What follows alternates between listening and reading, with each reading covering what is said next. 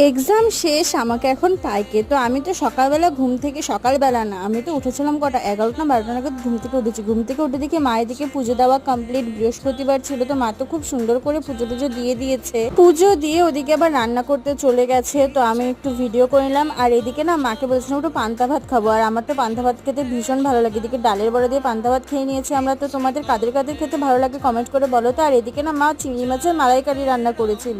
আর রান্নাবাড়ি কমপ্লিট করে মা তো এদিকে আম মেখেছিল, পাকা আম মেখেছিল জানো তো, কিন্তু খেতে কিন্তু বেশ ভালো লেগেছিল। তারপরে আমি স্নান করে লাঞ্চ করে নিলাম। তো লাঞ্চে ছিল চিংড়ি মাছের মালাইকারি, আমার তো বেশ ভালো লাগে। আর ছিল ডাল সেদ্ধ, আর ছিল পাবদা মাছ। এইসব দিয়ে খেয়ে বিকেলে আবার একটু চা বানিয়েছিলাম। তো চা খেয়ে মা আর আমি একটু বেরিয়েছিলাম, একটু দরকার ছিল। তো এই সামনেই গেছিলাম। তারপরে এসে ডিনার করে নিলাম। ডিনার করে স্নান টান করে ফ্রেশ ট্রেশ হয়ে আমি আমার কাজ নিয়ে বসে পড়লাম। তো কাজটা শেষ করে আমি ঘুমিয়ে পড়লাম। তো এই ভিডিও ছিল এতটুকুই আজকে, তাহলে আসি, দেখা হচ্ছে কাল, টাটা।